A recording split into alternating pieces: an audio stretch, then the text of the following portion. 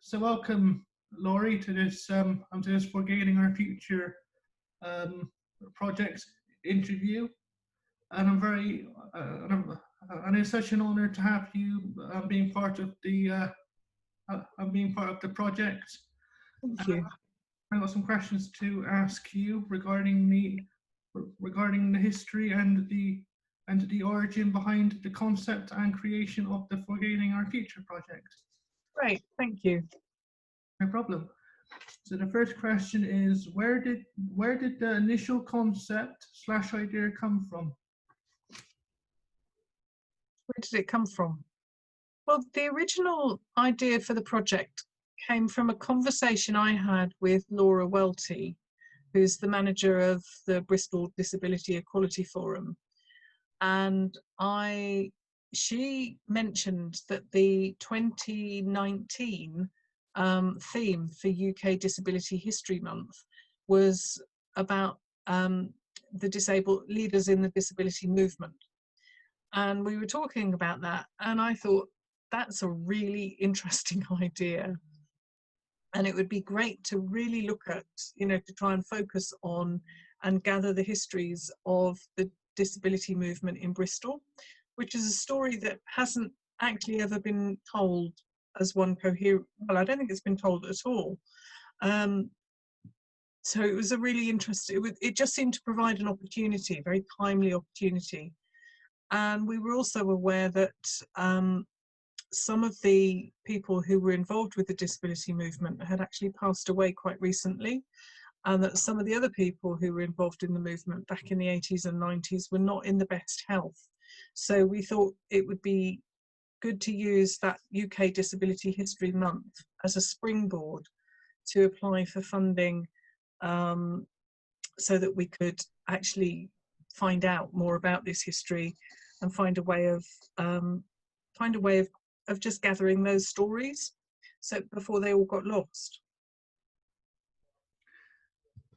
Question 2. What is the Forgetting Our Future project?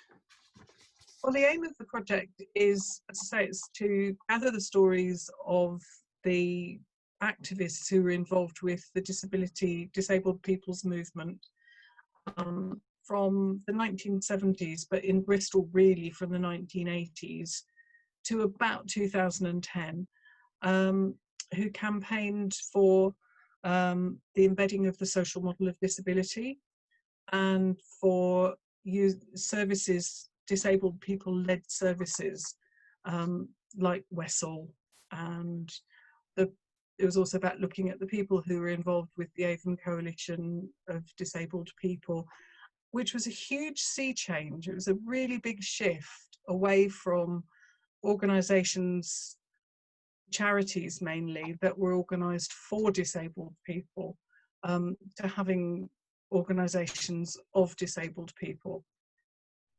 And we kind of take that for granted now. It was a really big battle at the time, and we just felt it was important to capture those stories and to tell them, and then to make them accessible. Next question. How do you feel regarding the reception of how the Forgetting Our Future project has been received? It's been received really well, actually, and I'm really excited. And right from the start, it was really exciting because we contacted the National Lottery Heritage Fund to try and get the money to get the project going. And they received us with open arms, really. They were so enthusiastic about it. So that was just great. And right from the first contact with them, they were coming back to us and saying, yes, we want to, well, so we think this is a really good idea for a project. They can't say, we want to support this project. This is kind of the process of how they do things. You contact them and then they kind of talk to you about it, and it's very kind of drawn out. And then you have to write a complicated application form and all of this. And but they gave us an awful lot of support with writing the application, and a lot of advice about kind of the things to make sure we put in, to kind of give the application the best possible chance. So that was really exciting. And then we got the funding, which was really, really exciting.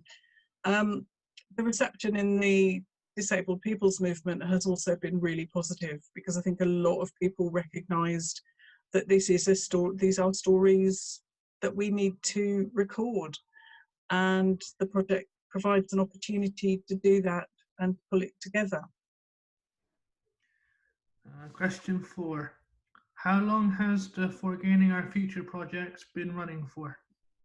We launched it in November 2019, which was part of UK Disability History Month, and it's going to run until around about July next year. The timetables changed, of course, because COVID came along and everything changed. So we're doing it online, we're doing it in different ways, but basically the idea was it would be from about end of November, about 20 months long, about just over a year and a half. What is your job within the For Gaining Our Future project, and what does it entail? So my job, I'm contracted. I work as a freelance, basically. My role generally is I'm a freelance person who work on different projects. So I've been contracted by the Bristol Disability Equality Forum to coordinate the projects. So that sort of has been about recruiting people to the research group, and that you're part of, which has been fantastic. Talking to other organisations about talking to organisations to help with that recruitment, and then supporting the research group. So part of supporting the research group, do interviews, but also finding people to interview and chasing them up quite a lot. Working, sort of just doing that, and then once we've done a lot of interviews, so organising support, organising training, and then when we have done a lot of interviews, or enough interviews, or as many as we can find, I always think as soon as you stop doing the interviews, there's always a few more that turn up afterwards. But as soon as that, then it'll be working with the research group to say, what are we going to do with all of this amazing information that we've got? It's part of the structure of the project, which has been a really important idea within it, was to have young people doing the oral histories, gathering those stories together. So it's not about older activists talking amongst themselves, which they're very good at doing, and they do it very well. But it was about actually if we want to make that history more accessible, we thought the best way to do it would be to bring younger people in to gather the stories for us and gather the stories from them. Right, question 6. How do you think the projects will help to document and preserve key historical events for future generations? Right. Oh, I sort of almost answered that one, didn't I, just now? So how is it going to document? It's by having a research group made up of young people who are interviewing the former activists, actually they're not all former, a lot of them are still really active. So it's about the research group going out. You're not going out, you're doing it all on Zoom. It's about the research group setting up interviews with activists and talking to them about their experience. So capturing it on Zoom, which is, during COVID, has given us a real opportunity to have video as well as audio recordings. And I think in lots of ways it's made it much easier to actually be able to talk to people, because it hasn't been about having to arrange to meet in all sorts of different places and get places. So that's been really interesting. So we've had the research group doing interviews. Once we have the interviews, we get them transcribed, and then we'll be analysing them to see what the themes are, and the preserving it for, you know, preserving all of those events and preserving those stories is going to be done by pulling the information together around the themes, so that it's going to become the history of a movement rather than the stories of individuals. It's about how individuals contributed to a social movement for change and what changes came about because of that.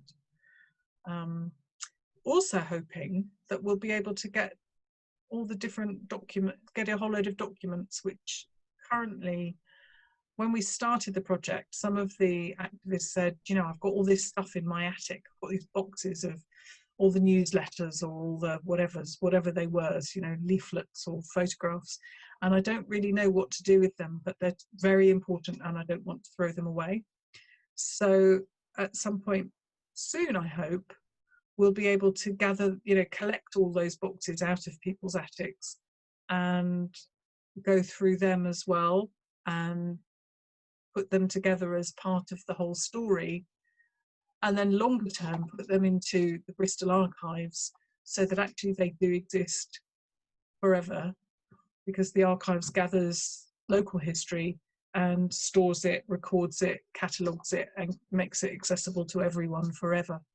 So that's it's an additional part of the project that is hopefully going to be exciting and really interesting. Question 7. Has this always been a personal passion project you always wanted to pursue in your career? No, I wouldn't say it has been, actually.